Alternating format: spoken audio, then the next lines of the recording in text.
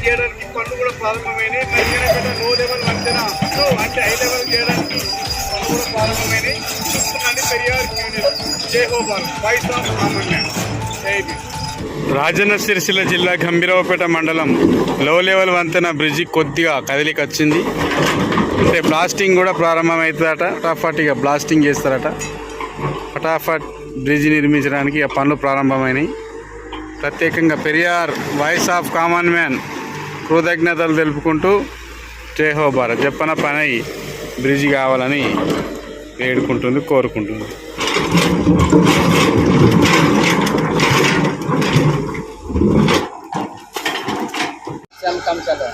आज से Sustani Periyar Q news vice of common man. जय हो भारत।